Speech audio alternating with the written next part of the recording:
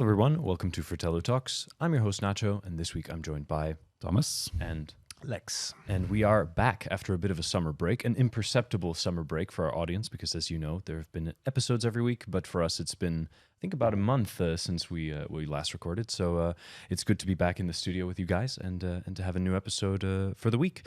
Yep. That said, we're going to be discussing some guilty pleasure watches, and we'll get into that right after a little bit of a wrist check. So let's do wrist check first. Thomas, what's on your wrist? Well, I think they're actually more or less on the same theme.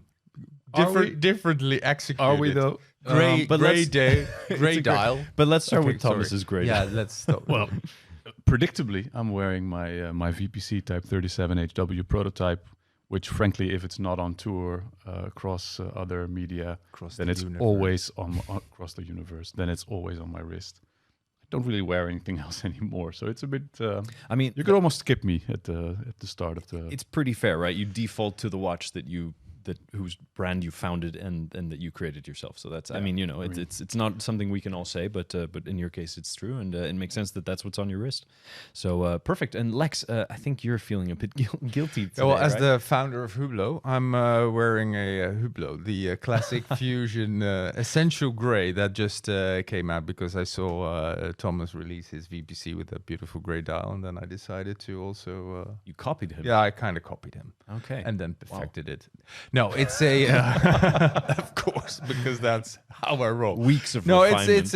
It's a 42 millimeter classic fusion in essential gray, and it's and how much is that? It's 8,800 euros. So nice. It's a little bit more expensive. You could have had than all VPC. three colors of the VPC. Yeah, but you know, this is the price you pay for ultimate luxury. Yeah, I don't know. It is also kind of Hublot is a bit of a guilty pleasure brand, but more about that later. Yeah, what's in your wrist, Nacho? Yeah, so I'm actually matching with our cameraman Matthias over here. So we are both wearing the RZE Resolute Pro Contour, which is the Fratello limited edition. I'm wearing it on the bracelet, and it's funnily enough, right? We review a lot of watches, we talk a lot about watches, and somehow this was the first watch that I've ever owned that has a micro adjust, toolless micro adjust in the clasp.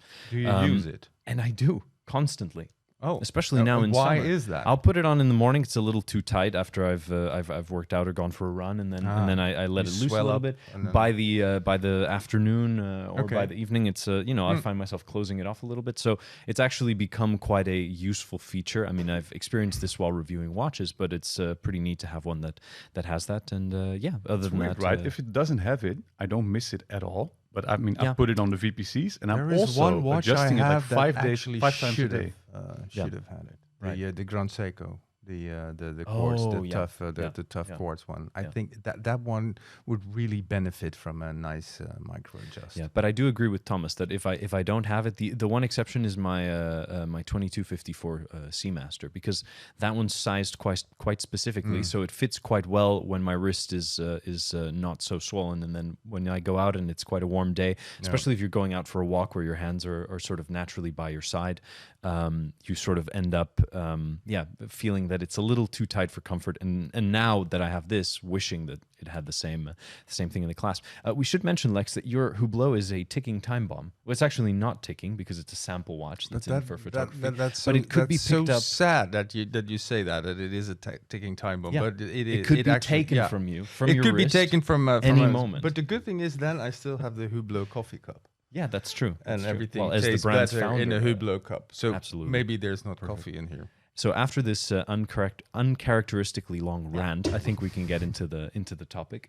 So guilty pleasure watches, and perhaps we can start with you, Lex, because is this a guilty pleasure watch? Is this not particularly this one, but I do. The thing is, when everybody hates on a certain brand, I kind of tend to then get behind the brand because I think it's unfair. You root for the underdog. I do. My sense for justice is just I'm a little bit like Batman in that sense. But only in that sense. Only in that sense. You wear a cape when no one's looking. Yeah. Okay. You have a butler, right? Sorry? You have a butler at Alfred is waiting outside. That's correct.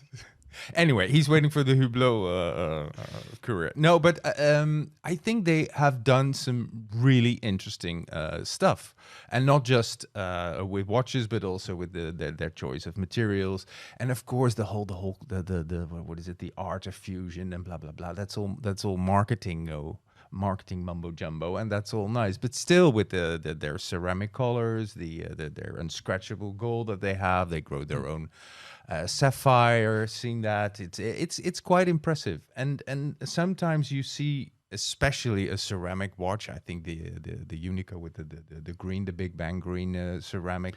I had that on my list. Oh yeah, well, it's an awesome watch.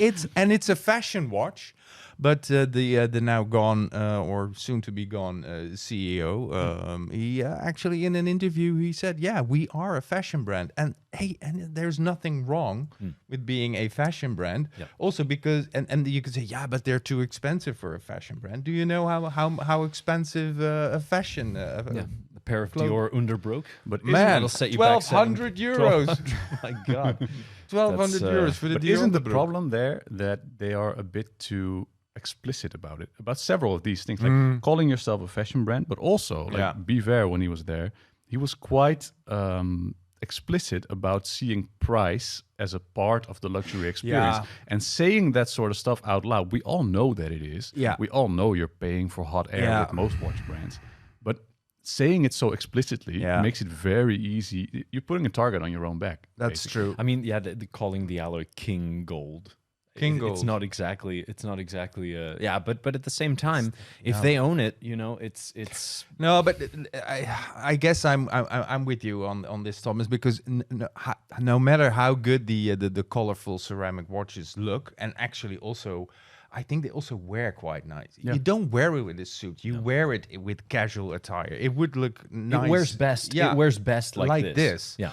Yeah. But then you look at the price, and if you then start comparing the prices to other ceramic watches, it becomes a little it becomes a little bit difficult. But then again, they're probably also not targeted at people who lie awake at night from a 5,000 euro price difference.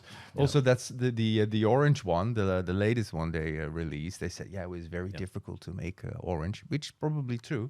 But it's also, I think, 5,000 euros more expensive than the green and the yellow and what have you. Hublot owners lay awake at night worrying about their Bitcoin, not about. I think so, and at least that's kind of the cliche. I right, don't these think they days. lie It's, awake at night, because at night they definitely party. don't. They lie awake at exactly. in between the 5 a.m. and midday and noon. Yeah. They're different creatures. Well, and then you have to look at one part of it, right? You could argue as the more fashion aspect, but I mean, they like Hublot does very impressive stuff. I mean, this it was MP10, I believe. We've spoken about it previously. It was just such an impressive thing. I got to see it in Amsterdam when I believe it was the Tag Heuer boutique opening, but they share a bit of the space up there. They're roommates, and they're roommates. They have a little secret tunnel underneath. It was a super impressive watch. I mean, that thing is completely out there and completely bonkers. And it's you look at MB&F doing stuff that's conceptually and visually, aesthetically very very out there, and you say, this is very cool. And then Hublot, because it's more of an established brand, it's part of a big group. It doesn't feel as much of an independent brand. It isn't an independent brand at all. They kind of get a bit of hate, right? And at some point you see something like this, which is, I suppose, on their lower end, right? This is like what you can buy into the brand with. There's nothing. This is entry level, and this is also it's not bad. This is also understated Hublot. Yeah, exactly. Which is exactly. It's not understated in the broader sense, but hey, I think it's a I understand why it's like a saying pleasure, understated Lamborghini or something. Exactly. Or implying that Jean-Claude Biver is a quiet and shy gentleman. Introvert. No, not exactly. No, but it's therefore, But I am with you. Like, I feel that we should be about done with the Hublot hate. I feel they do back it up with actually quite impressive products. Yeah, they're explicit about the stuff that we as purists sort of are supposed to frown upon. Yeah, well, get over yourself. Yeah, I think it's kinda cool. I agree. Yeah. I agree. And you had a Hublot on your list. Yeah, as well. I had the Unico, the dark green ceramic Okay. that I got to try on at Watches and Wonders. It's nice. Yeah, it's cool. The case is super intricate in a way that's kind of nice. It's layers upon layers, and But I just seeing them kinda in like person, it. I can't help it. you have to see it in person. I think that's Yeah. the real jumping off point with Hublot. Is like, when you see these watches in person, you can truly appreciate what goes into them, because you see it on a billboard, or you see it on their website, and you see influencers or people on YouTube slamming on them, and you go, well, yeah, okay, you can almost believe them, but when you see it in person, it's And I quite like an their impressive collabs. I like the artistic collabs they did. The Sang Bleu with the Swiss tattoo studio. I think with the Orlinski, ones. some of the Yeah. Orlinskis Oh, yeah. are nice. The chronograph. Not everything is super subtle and everything. But you don't get a you new- never get a like a Hublot for whole that reason. catalog. I also don't like the complete Patek catalog. There's stuff I really like and stuff that absolutely doesn't do anything. Yeah. And I think it's the same with the Hublot catalog. And It's a good topic for a podcast, actually. Are there any brands with a completely perfect catalog that with no Well, bad VPC, outliers? of course. VPC. Obviously, but beyond that, The 3-page catalog. No, but with one color No, on but each the page. the problem is, of course, as soon as you start, if you have different collections, and it Yeah. becomes problematic. Every flock has its black sheep, right? That's how Absolutely. you could put it. So Thomas, so then you had your Hublot. So give us a second pick from your Well, I have guilty pleasures. a bit of an oddball, I guess, because Omega isn't usually considered as a guilty pleasure. as a guilty pleasure. Right, but right.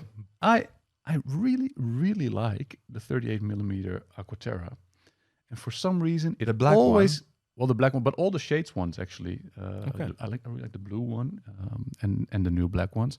But for some reason, the Aquaterra always catches a ton of hate Yeah, that's on true. our website, Yeah. The which date kind of window. makes it a bit controversial in a sense. But to me, it's a bit awkward if you put it next to an Explorer or a Datejust. It looks a bit contrived, But it looks a almost bit- never happens in real life. I That's think true. that No, these they live in that these separate watches meet. No, but the thing is, like, it's a bit awkward in that way, especially if you put it next to its sort of Rolex counterparts. And yes, they're very expensive and they're weirdly priced because they're more than an S&P 300, even though they're the same watch without the rotating ceramic bezel. But okay. But I think they're really well made. Mm-hmm. They're really good looking. They're original. They don't look like anything else.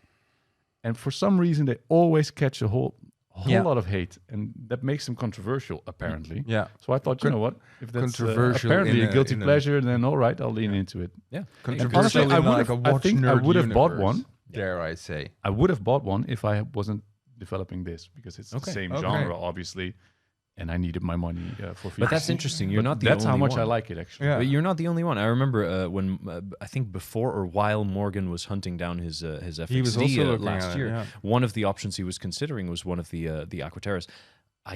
I think it was probably one of the shades models as well. It was the blue one or the sort of champagne one that he was think he I was like looking it. at. But you should Paprika see them one in was real nice. life, I think. Yeah, I think definitely. In pictures, you just see the awkwardness. Yeah. And in real life, you're like, it's actually Well, quite it's cool. really it's like a sort of a gotta watch through and through, because it can be quite dressy, especially the new shades ones, which are for me personally there's a little too much polish going on. I would like for them to have the classic where the sort of the inside of the lug is a little bit brushed and the sides of the case are a bit brushed. I get why they do it though. Yeah, I mean, exactly. it's you want this It's luxury it's product done to very purposefully to to be- it has to be shiny. yeah. And it sits next to the regular one with the Yeah. T-Jack exactly. dials, which are more. Plus, if I wanted that, you could always go back to I think it's the 2500 reference or whatever, or a movement Aquaterra from back in the day, which basically ticks those boxes and has that finishing. So it's not something they haven't that Omega hasn't done before, but now it's a different move, and I think it's a clever move from them. And hey, I mean it definitely has a few of us interested. So. I remember that creamy white small seconds one was I cool. tried them. Yeah. That was also something that I've never I'd never seen it, but I saw it on the screen and I thought it's kind of interesting. It could be really good or really really bad. Yeah. And then it turned out to be really, really nice. Not really a Gada because it's very summery. It's but still a very bigger, but well. But it's still a very good watch. And definitely. And it's weird because it's the whole Aquaterra seems to fly under the radar, but every now and again when it just gets on the radar, people start destroying it, firing missiles and what have you. And it's. I mean, I do get the price thing. They are quite expensive, but they're kind of positioned as a luxury watch. That's the key. Not necessarily a tool watch. It's a luxury product. But that's the key. It's positioned that way. Yeah, you go. It's got less water resistance than the Seamaster the 300, and it's got it doesn't have a bezel, and you think, but that's the whole point. Sometimes you pay more for less, right? And you could argue, but hey, I mean, I think that's a good pick. I'll go with my first pick. I have a little list that I've put together with a lot of stuff crossed out, and I'm gonna go with Blancpain. And it is the 50 We've fathoms. got the most controversial brands today. Yeah, it's hey, we had a summer break. We're just warming back up, right? I mean, I'm getting ready for my summer break. But so for me, it's a Blancpain. It's the 50 fathoms. Like you've seen this watch in person. It's the 70th anniversary, Act 3. Oh, yes, the bronze gold. The bronze gold. It's awesome.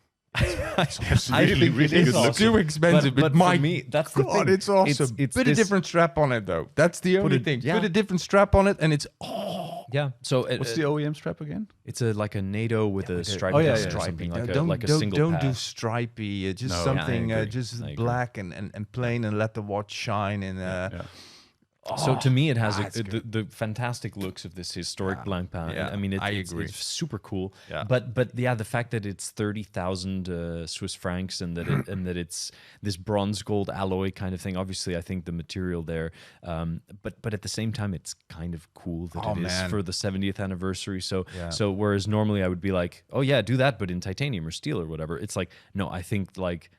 If you want to get that one, change the strap, and then it's a hell of a watch. I like 555 limited, something like that. I think you can still find some. I think so. I think it would look awesome on a black tropic. Yeah, absolutely. Definitely. Imagine. I mean, that's man. Yeah. So that's my first pick for the. That's a good one. That's a good one. Yeah. Yeah. Perfect. So Lex, you got any other? Yeah, I have a historic guilty pleasure, and that is the Chanel J12 Marine. Oh, okay. The J12 Marine. It's and then the a black. lot of this is about price. The right? black and blue awesome one. watches that are controversial because they're expensive. This is not expensive anymore. How much is it? This is. I think you can pick up one for $2,500 now. Oh wow! Really? Well, it's out of production and everything, and it wasn't the most popular watch in the Chanel J12 catalog. But basically you want a ceramic, a black ceramic Rolex Submariner from a fashion brand. That's the core of it, right? Yeah. And the thing is, what you just said, that's what I had when the J12 came out. I thought that's horrible. How can you just copy a Rolex type watch and then in ceramic and then put Chanel on it? But over time, I have changed my mind. It has been around for ages now. I think they've done some really nice variations. There is also the very nice ultra slim one with an Audemars Piguet movement that was nice with touches of gold. But the Marine, the black with the blue, there's also I think there's also a full black and there's also a white version, but there's the black with the blue. And I normally don't like the combination of blue and black. Okay. I struggle with that, but with that watch, I love it.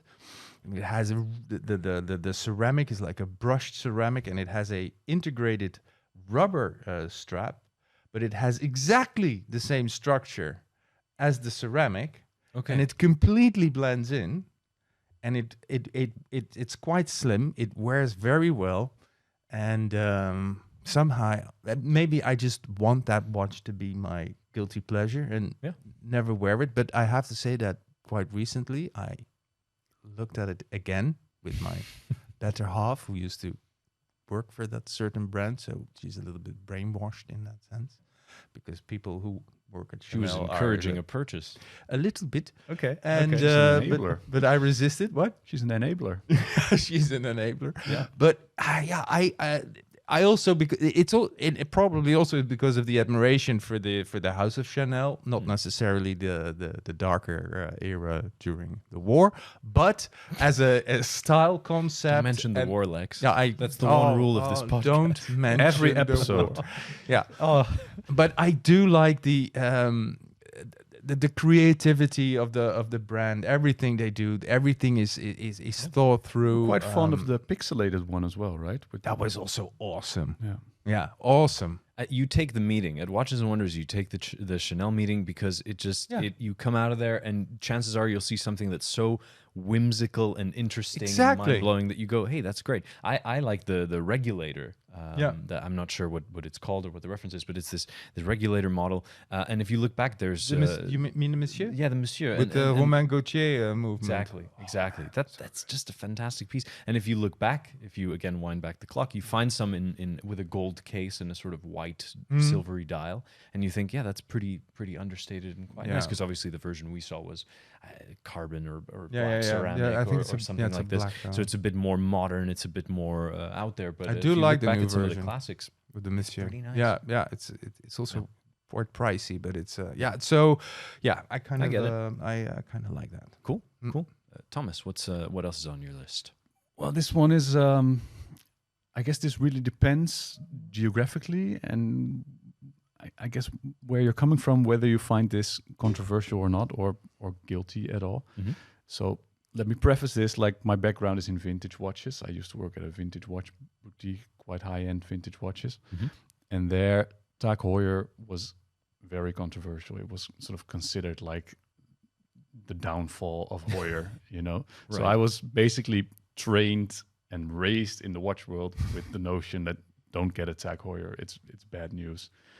And since then, I've kind of come back from that and developed a more nuanced view. I know that in certain places they're actually really popular and quite for sure, like the aspirational watch you get for a graduation or whatever. So I'm not trying to offend anyone, but this is where I'm from and where my frame of reference was formed. Just shoot. Offend someone. Let's offend someone. All right, let's offend someone. No, but I really, really like the Aquaracer Solargraph in titanium. It's a watch that I find myself looking at, and every time I think that's very cool. Yeah, with the sort of light blue hand. Yeah. Agree. It's just a really nice, cool watch. I should be offended, but no, yeah, that's cool. That's it. It's perhaps. But they have some really offensive stuff in the catalog. You should not feel too much guilt. That's pretty. But why do you think? What's the guilt? Is the guilt the fact that you were raised in a certain the guilt way? is that my frame of reference is you don't get a Tag Heuer. Yeah, and that's bullshit. I mean, I don't want to feel that way. Yeah, but. There's no guilt about the solar beat. There's no guilt about the watch the solar power at all, movement. which is exactly why I shouldn't feel guilt about it. That could be it for. But there is sort of a hurdle that I'd have to take. Moral guilt. There's a hurdle that, like, okay. Yeah. My moral hurdle. I wrote that. Yeah, say that 10 times in a row quickly. But please don't. No, I wrote a guilty pleasure watch piece I think a couple of years ago, and it was about a Tag Heuer Formula One before they were cool, you know. And they came back. No. You just said it wrong. Before they were uncool. Yeah, exactly. Yeah. So that it was the from the 80s the Formula One 34 millimeter little diver with a plastic bezel and a full lume dial, and that was a bit of a guilty pleasure because it's sometimes it's also just something that takes you out of your comfort zone, right? Yeah. Like it's something. Well, it was a bit small. It was also the Tag Heuer thing a little bit. Even though meanwhile these days, you know, you can look at Tag Heuer and you look at the glass box and other stuff that they've done recently, and you think, yeah, these are pretty great watches. Anyway, I think it is true, as Lex said, that every now and then they do release something that makes you go like, Yeah, but like we Just said, when I was coming in, and Yeah, then yeah, you yeah. do this. But every brand, every flock has its black sheep. I was coming and they pushed me back. yeah, it's like you don't want me there. They don't want. Yeah. Brilliant, fantastic. Well, I'm gonna do one quick final guilty Yeah. pleasure pick, and it's this was a bit your influence, Lex. Actually, Oh. this is the Girard-Perregaux Sea Hawk. Yeah. So it's a guilty pleasure for several reasons. So not the last generation that was discontinued, but the generation before that. So I think both, actually, to be honest, because I look back, and even the chronograph, it's that's a weird thing, right? So I know the one you're thinking of, right? It was a black dial and a white dial, but they all have the basic features, which are a date at 1:30, Yeah. a crown, Yeah. I don't know where, also at Between 4 or 4:30, 5. Yeah. something. And they have Yeah. a huge power reserve indicator on the dial, Yeah. which I've gone on record over and over again as saying I can't stand dial side power reserve indicators. There's a couple that integrate it kind of a little bit better because it's a fully round register. Yeah, it's not this sort of half moon or It's sort the of Grand slice. Seiko ones that do it for you. Yeah, those really get me because Oh, yeah. it's like, look at how beautiful this dial is, and then we slap a Anyway, don't get me I started. kind of like that quirkiness actually about the Grand Seiko. You could but see it that way. yeah, I don't. But talk about so the Seahawk. talk about the Seahawk. Yeah, and I I think love to talk about the Seahawk second, too. the first generation, at least size wise, it's I think it's a little bit more reasonable. It's like You have 41, you have 42. 42s and you have Yeah. 44s. That's the thing. So those go like completely out. They're like the way too titaniums big. are 44. Yeah. And the pros, it's Yeah. the Sea Hawk Pro, which it's a 1,000-meter dive watch. I mean, we're throwing it up on the screen so people can see it, but it's There's also a tourbillon version. There's a blue. Yeah, no, I don't. I No, don't but need the just tourbillon. saying, okay. But it's a watch that's kind of a bit forgotten. I would say. it's my god, it's definitely forgotten, and it shouldn't have been. Yeah, it should be in the current catalog. It could make a comeback. I have no never know, clue right? why It that's could not be- in there. Could be ready for a comeback. You never know. When you look way back at where the name comes from, right? There were some skin divers that looked fairly standard, fairly friendly, and then it went a bit like it makes me think a bit of Zenith in the early 2000s. It went this completely wacky route. But I look at those and something just. I don't know. Nice. I like them, and I feel very guilty about it. So Why? they're my pick. I love it. Just one thing about the Seahawks. What I really like, you have them with the small seconds and you have them with the central seconds. So you have the smaller version, the 42. You have the 44. The small seconds is the one I like. Yeah, and there's the tribute to John Harrison, not George Harrison. John Harrison was his cousin. Yeah, his cousin. Anyway, and but there's also this story that the only thing is, especially in the 44s are quite chunky. But you have the titanium, and then you have carbon Integrated fiber strap. dials, and you have there's also the BMW Oracle collab and everything. And I don't normally like that, but I do Sounds like it. tasteful. It's completely distasteful. But the thingy is, there's actually quite a tiny. I think it's a GP 3000 movement. family. The movement Right. is tiny. And what I've heard, but this is a rumor, is that especially on the bigger ones, they have a central second where it's quite a chunky central second, and it has a large square on it, and the movement has a little bit of trouble getting the second hand around. Amazing. So you But can't hold anyway- it upright because then it, Yeah, you have to kind of, when you're wearing the watch, you have to kind of swing with it, so you help. Right, it. But right. I think when you see it getting towards yeah. towards 12 o'clock, you lay your wrist flat and go, come on, Yeah. even. But a 42 millimeter with small seconds, I think it's an awesome watch. Okay. Perfect. Nice. So then, I think we can wrap it up. So we can head on over to the comment of the week. And we are also thinking back to our podcast about James Bond and a new Bond watch. Lex, you were there, I believe. I was. And Was I? we have a gentleman commenter by the name of Dead Reckoner who says, in the books, it was almost certainly a Rolex Explorer reference 1016, like Fleming used to wear. And then he says, I'd say that makes the Omega Railmaster the most authentic I've read option. that as well. Yeah. And we didn't think of the Railmaster in the podcast. for but it obvious could be- reasons. Could be an Because interesting- I don't think that. But Bond is constantly on trains. He's on the roofs of them shooting He never at people. punches tickets. He punches people. He met Vesper on the train. That's you true. know? He's constantly traveling by rail. But isn't there shouldn't he wear the Swiss railroad watch then? Yeah, exactly. The one that stops at 12 o'clock for 2 seconds and then Yeah. ticks over the mundane. That's it. That's the next Bond. Bond will Perfect. wear- Sorted. Exactly.